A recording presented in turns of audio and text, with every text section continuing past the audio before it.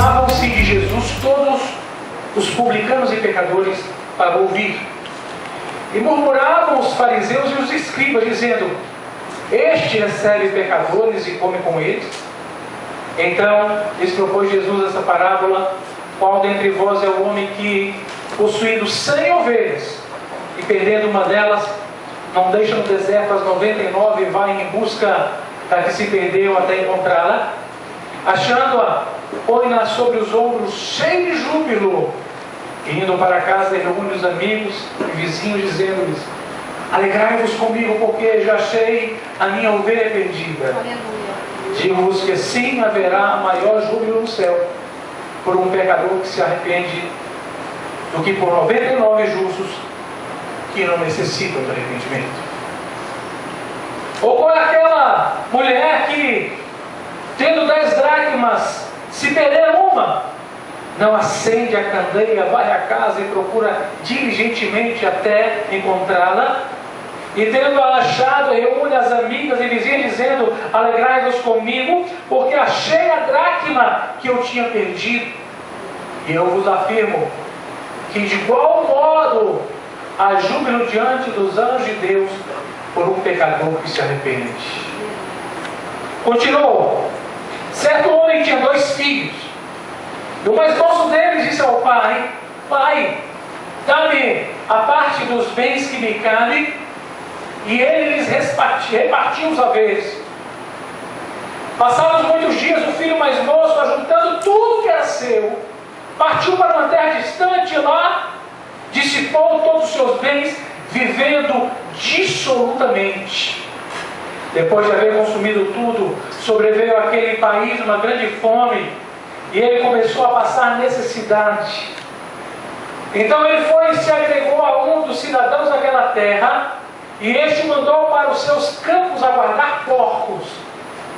Ali desejava ele fartar-se das alfarrobas que os porcos comiam, mas ninguém lhe dava nada.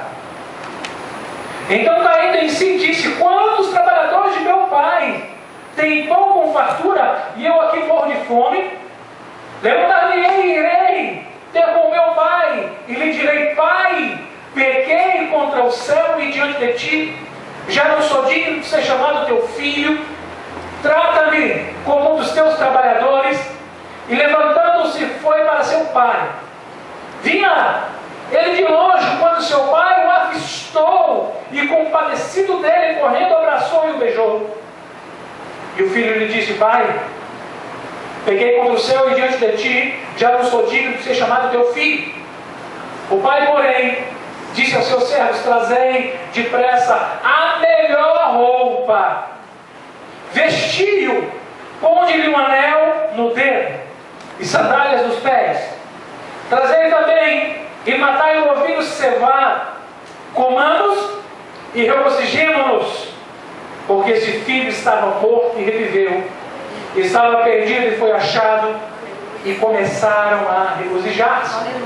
Ora, o filho mais velho estivera no campo, e quando voltava, ao aproximar-se da casa, ouviu a música e as danças. Chamou um dos criados e perguntou-lhe: que era aquilo? Ele informou: veio teu irmão, e teu pai mandou matar o novilho cevado, porque o recuperou com saúde. Ele se indignou e não queria entrar. Saindo, porém, o pai procurava conciliá-lo. Mas ele respondeu a seu pai: há tantos anos que dissíamos, sem jamais transgredir uma ordem tua, e nunca me deste um cabrito sequer para alegrar-me com meus amigos. Vindo, pois, esse teu filho, que dispensou os teus bens com meretrizes, tu mandastes matar para ele o novilho cevado. Então lhe respondeu o pai: meu filho, tu sempre estás comigo, tudo que é meu é teu. Entretanto, era preciso que nos regozijássemos e nos alegrássemos, porque esse teu irmão estava morto e reviveu, estava perdido e foi achado. Coloque a sua mão sobre o seu coração. Repita comigo, Senhor Jesus. Preciso ouvir a tua voz. Preciso ouvir o teu falar. Preciso ser ministrado. Nesta noite. Fala ao meu coração. Neste momento. Eu declaro diante de todos que o meu coração está em tuas mãos. Fala, Senhor. Porque eu preciso ser tratado por ti. Fala comigo, Senhor. Toma-me em tuas mãos. E em teu Filho Jesus. Faz diferença em minha vida. Ora a ti. Crendo e confiando. No nome de Jesus. Amém. Aleluia. Queridos, hoje nós queremos tratar sobre o tema diferentes ou indiferentes a Cristo. Repita comigo, diferentes ou indiferentes a Cristo. Qual será a sua posição? Seremos diferentes a Cristo ou indiferentes? Ouça, o texto de hoje já foi alvo de muitas controvérsias no meio cristão. A parábola especificamente do filho pródigo, por exemplo, já serviu de base para doutrinas inclusive estranhas à própria palavra do Senhor, à própria Bíblia. Como por exemplo a doutrina do universalismo. Repito, quanto à doutrina do universalismo, entende-se que Deus é bom e Deus é amor, e por Deus ser bom e ser amor, no final Ele vai salvar todas as pessoas. Essa é a doutrina antibíblica do universalismo. Por que antibíblica? Porque de fato Deus é bom e Deus é amor. De fato. Todavia, a essência do Senhor sendo amor não pode contrariar aquilo que Ele mesmo estabeleceu, que é o seu juízo. Deus é um Deus justo e verdadeiro. Deus é um Deus de juízos. E Deus executará juízos sobre todos aqueles que não derem ouvidos à sua palavra, sobre todos aqueles que não entenderem que Deus é o Deus das tábulas. Amém? Repita comigo. Deus é o Deus das tábulas. Diga Deus. Ele determina como fazer, o que não fazer. Diga Deus é o Deus das tábulas. Quando Moisés desceu do monte, ele tinha em suas mãos tábuas de pedra. Naquelas tábuas haviam leis que eram mandamentos obrigatórios, coercitivos. Não havia a possibilidade do povo decidir se poderia, se haveria ou não de cumprir ou de não cumprir o mandamento do Senhor. Era a ordem de Deus. O povo deveria se submeter à ordenança do Senhor. O nosso Deus é o Deus das tábulas. É o Deus que executará juízo sobre todo aquele que não der ouvidos à sua voz. Isso nós não podemos jamais perder de vista. Amém? Mas havia também, dentre tantas outras doutrinas, a doutrina contra a mediação do filho. Porque eles diziam, pegue, por exemplo, a parábola do filho pródigo e veja se há alguma mediação entre o pai e o filho. O filho se afasta, recebe seus valores, a sua parte da herança, gasta como bem lhe convém, dissolutamente com meretrizes, agora volta e ele vai direto ao pai e o pai o recebe. Não há mediadores, dizem. Não há a necessidade de Cristo. Não é necessária a mediação, porque o homem pode se chegar a Deus Mas entenda que nenhuma doutrina falada, nem outra, são verdadeiras. Porque o texto bíblico não está falando de mediação. Porque o texto bíblico não está falando de juízo. O texto bíblico então apenas está apontando uma das maiores e mais importantes características de Deus, que é o Deus que perdoa. Porque o nosso Deus é um Deus perdoador. Amém? Eu falado e repito, quando nós perdoamos o nosso irmão, nós nos assemelhamos mais a Cristo. Amém. Nós ficamos mais parecidos com Deus quando nós não perdoamos os nossos irmãos, quando nós fechamos o nosso coração e retemos o perdão. Não parecemos com Deus. Se nós não parecemos com Deus, vamos fatalmente nos parecer com um outro ser. Que seria esse ser? Quem seria? Satanás. Ok? Então a doutrina bíblica estabelecida no texto bíblico de todo Lucas capítulo 15 é a doutrina do perdão, de um Deus que vai até o homem, de um Deus que se empenha na busca e no resgate desse homem para trazê-lo novamente a si. Amém, igreja? Amém. Mas eu queria chamar a atenção de vocês para os 2 primeiros versículos desse texto, porque a chave para entender o capítulo 15 de Lucas está exatamente nesses 2 versículos. Quantos publicanos e pecadores se aproximaram de Jesus? Quantos? Ah, não foi um ou outro que estavam curiosos? É interessante, queridos irmãos, toda vez que a palavra do Senhor se mostra e se apresenta de forma absoluta, é porque o Senhor tem algo a nos ensinar de forma também absoluta.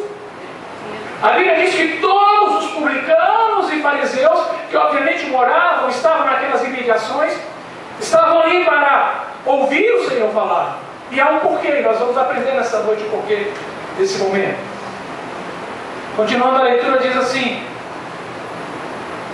e murmuravam os fariseus e os escribas, dizendo: este recebe pecadores e come com eles. Então estavam zombando, caçoando, maldizendo, estavam criticando o Senhor Jesus, que recebia publicanos e pecadores e comia com esses homens. O capítulo 15 deve ser entendido em sua inteireza e em sua amplitude, porque somente assim a gente vai chegar de fato ao que o Pai, por meio de Jesus Cristo, quer nos trazer ao coração. Veja, lemos 2 parábolas inicialmente, depois a parábola do filho pródigo. Essas 2 parábolas iniciais apresentam o esforço de Deus em buscar o homem perdido, apresentam o esforço ativo de Deus, a busca ativa de Deus em aproximar-se desse homem caído, desse homem perdido. Mas elas nada tratam de ações ou de reações ou das condições que são apresentadas pelos pecadores, por essas pessoas que estão perdidas. As 2 primeiras parábolas, repito, a parábola da ovelha perdida e a parábola da dracma perdida, demonstram pessoas que já tiveram de alguma forma ou de outra conhecimento da palavra do Senhor, que de alguma forma ou de outra já conviveram na casa do Senhor e se afastaram, estão agora longe do Senhor. E agora vem esse esforço ativo do Pai, essa busca ativa de Deus para alcançá-las e para trazê-las novamente aos seus braços. Já a terceira parábola apresenta as condições do homem pecador. As 2 nada falam dos homens pecadores, mas a terceira parábola fala das condições que esses homens pecadores enfrentam no seu dia a dia. Por isso, 3 parábolas. É como se Jesus quisesse enfatizar uma ideia, ressaltar uma ideia, pontuar uma ideia, para que ficasse bastante claro aquilo que ele queria passar para as pessoas. Entendo que o filho pródigo havia chegado à deplorável situação, aos limites máximos da degradação. Ele havia caído tanto que não podia descer mais. Ele estava num país distante, num país que estava passando por uma onda de fome muito grande, sem amigos, sem amparo de parentes, vivendo em meio a porcos, uma vida desesperançosa e miserável. Jesus se apresenta então, queridos, no nosso contexto, no contexto da nossa vida, como sendo a esperança eficaz, a esperança viável para a nossa vida. Jesus é a esperança sempre presente. Jesus se apresenta como uma esperança diferente e não como uma esperança que se encontra lá no mundo. Porque há uma pseudo-esperança no mundo, sim, claro que há. A esperança do mundo que tenta nos confortar com todo sempre para o futuro. Não se desespere, não perca suas esperanças, porque o amanhã será melhor, o futuro será melhor. Entenda, esse ano está terminando, o ano novo está chegando, e o ano que virá, as coisas serão melhores. Entenda que, se está tudo errado no seu trabalho, há uma esperança e um novo trabalho, porque você vai alcançar um novo trabalho, um novo emprego, e nesse novo emprego as coisas serão melhores. Entenda que é possível alcançar um futuro melhor, mudando de endereço, porque se afinal de contas as coisas estão bem, você precisa mudar de endereço, talvez, quem sabe, mudar de cidade, mudar de estado, mudar de país. Entendam que a esperança que o mundo oferece sempre está voltada para o futuro. Sempre. Porque eles dizem, as coisas estão muito ruins e pior não pode ficar.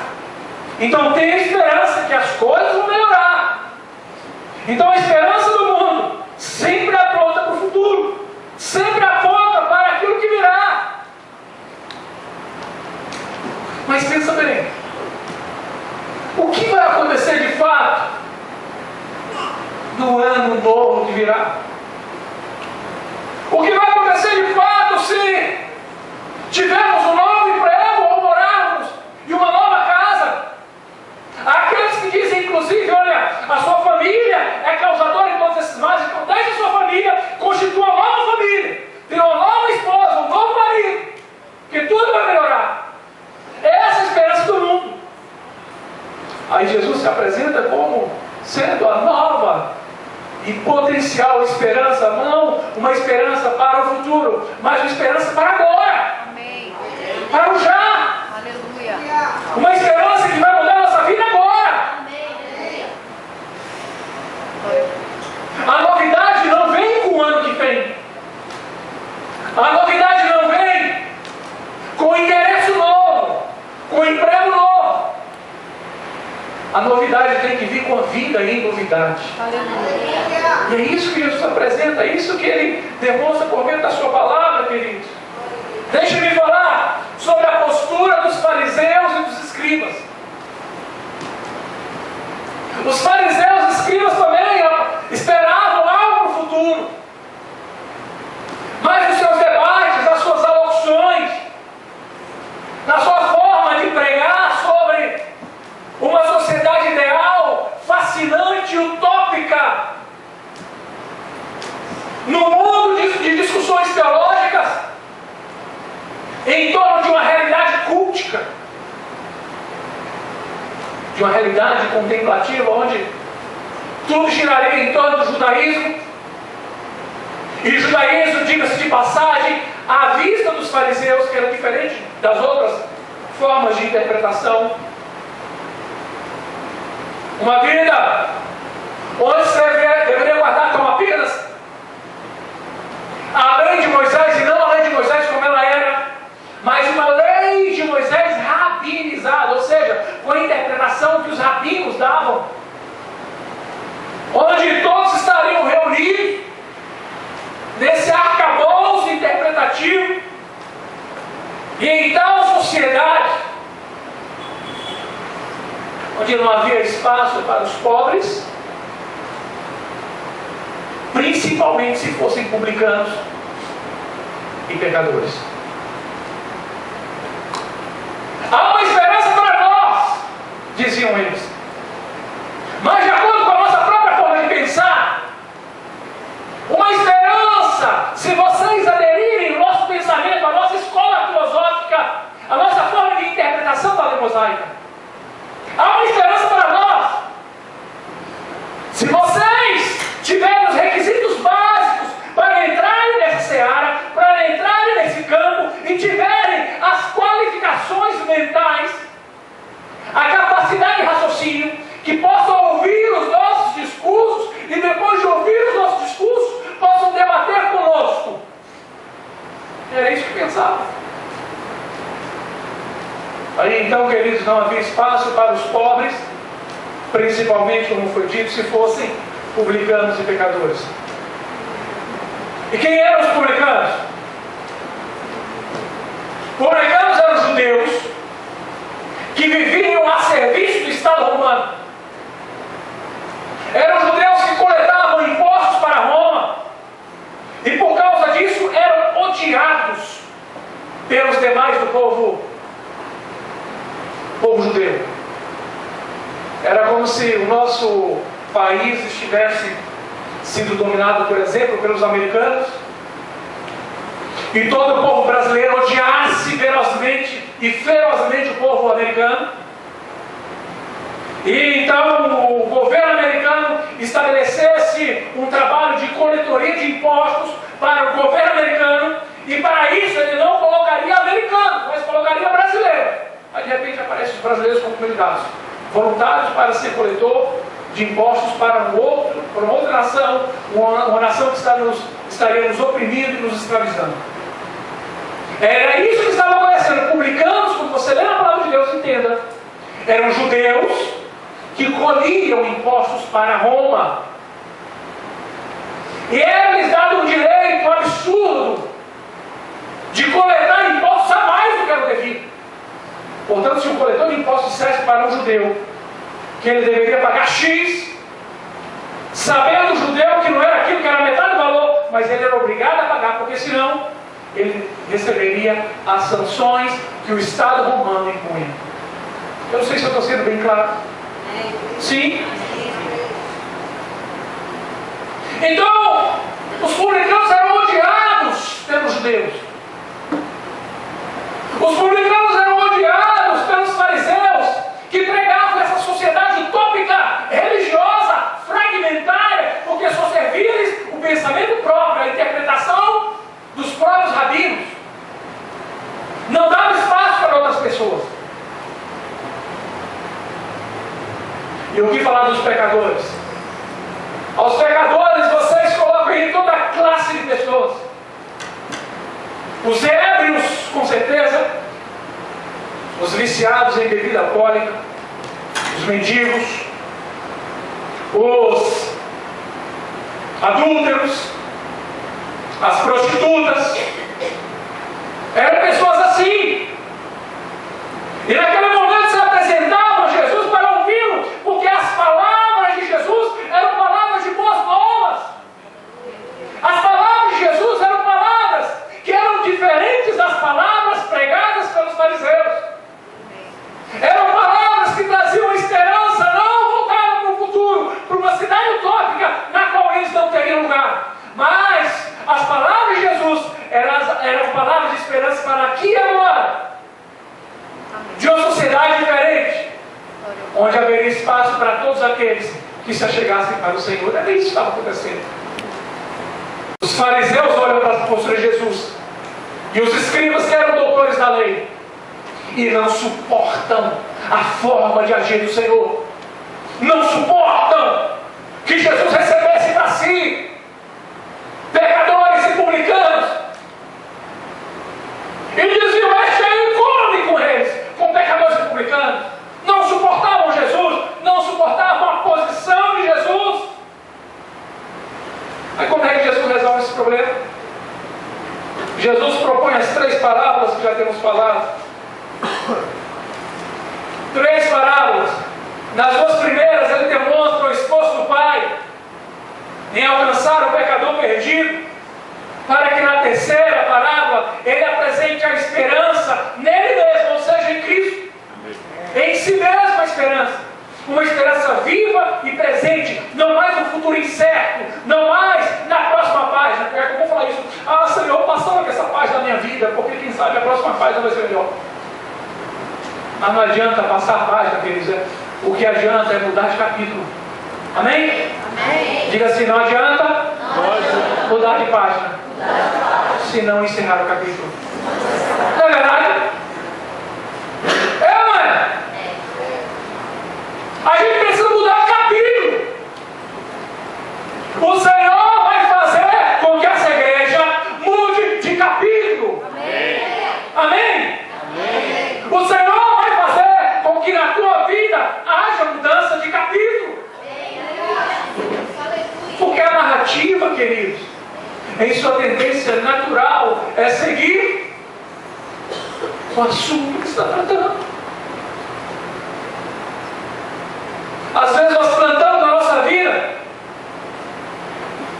um determinado tipo de semente. A gente pensa amanhã, quando começar a florescer, é sinal que os frutos estão chegando. Daqui a pouco eles vão chegar. Só que eu não vou colher segundo o que eu semeei. Eu vou colher outra coisa. Queridos, não dá para mudar a nossa história de vida na hora da colheita. Não dá. A história da nossa colheita começa a ser construída na semeadura. O que nós temos semeado? O que? Se nós temos semeado boa semente, vamos colher bons frutos. Mas se a nossa semente é má, não adianta querer colher bons frutos, porque você não vai conseguir colher. Essa é a verdade. Não havia espaço para aquelas pessoas naquele mundo.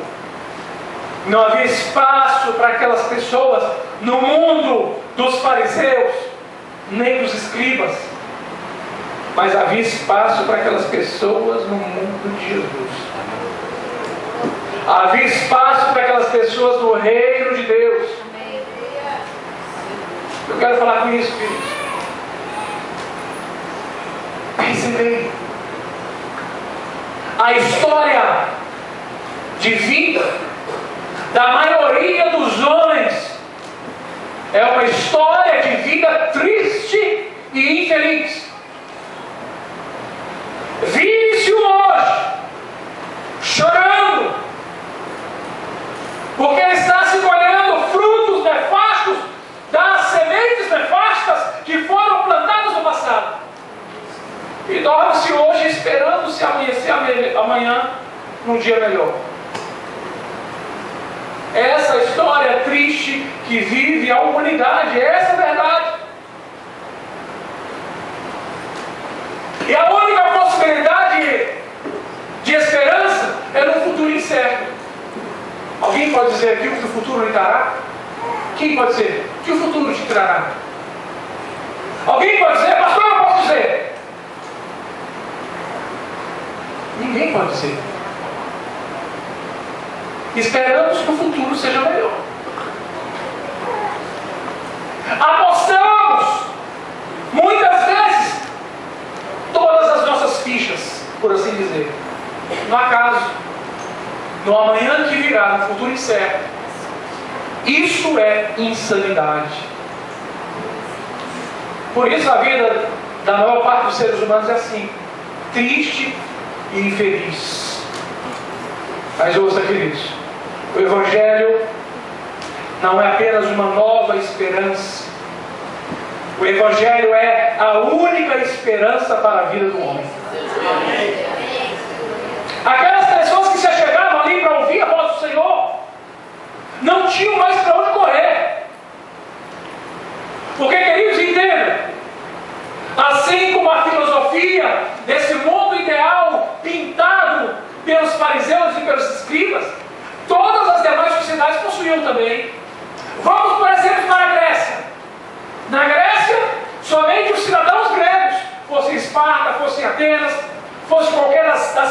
Estado da Grécia.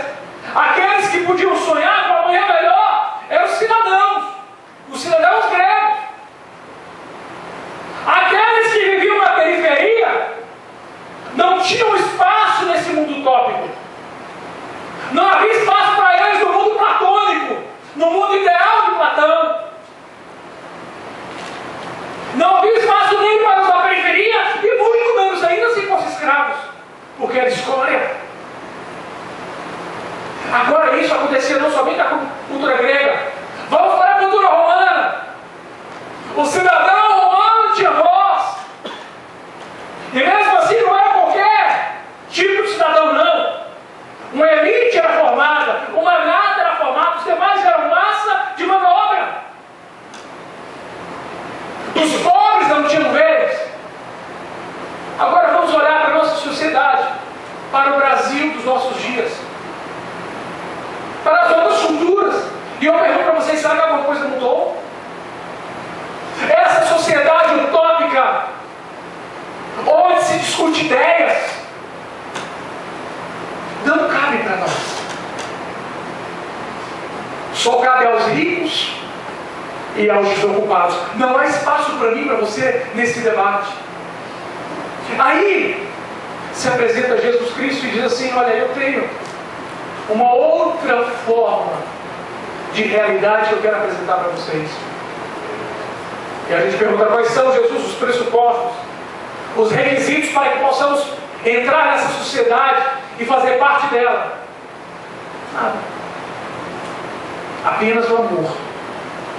Apenas que você entregue o seu coração e que você aceite conviver comigo, estar comigo todos os dias de sua vida, ouvir a minha voz, ouvir o meu conselho, deixar que eu faça parte do seu viver diário. Isso muda tudo, todas as circunstâncias para nós, porque abre os nossos olhos. E era isso, exatamente isso, que estava acontecendo com publicanos e pecadores. Os olhos deles se abriram a uma nova realidade, uma realidade de uma esperança para agora. Possível, factível, algo que eles poderiam encontrar, que não exigiria requisitos básicos. Então ouçam e entendam. Os fariseus e os publicanos estavam todos, diga todos. Por que você acredita que estavam todos ali? Porque não havia espaço para eles naquela comunidade. A comunidade judaica não reservava qualquer tipo de espaço para eles, porque eram renegados, eram repudiados. Mas em Cristo eles encontraram lugar. Sabe qual é a beleza do Evangelho, querido? Porque em Cristo há lugar para todos. Amém. Porque Jesus é inclusivo. Jesus inclui. Ele não exclui as pessoas. Ele não estabelece um regramento moral, ético. Só depois de você encontrar em sua vida todos esses requisitos e que você possa apresentá-los de forma incontestável, você faria parte de uma outra, digamos assim, de outra tribo. Mas não a Jesus. E Jesus aceitava conversar e comer, inclusive, algo inusitado para o judeu. Um judeu só comia com pessoas que tivessem o seu nível. Um judeu só comia, comer significa comunhão, com alguém que pudesse falar de igual. E Jesus, mesmo sendo Filho de Deus, ele falava para essas pessoas olhando nos olhos. Se necessário fosse, ele se cingiria com uma toalha, deitaria água na bacia e lavaria os pés daquelas pessoas. Essa é a diferença de Jesus. Em Jesus não há espaço para um mundo religioso, ideal, sem conflitos. Não. Em Jesus, o que se exige é um coração entregue. Aleluia. É um coração que se dá. Aleluia.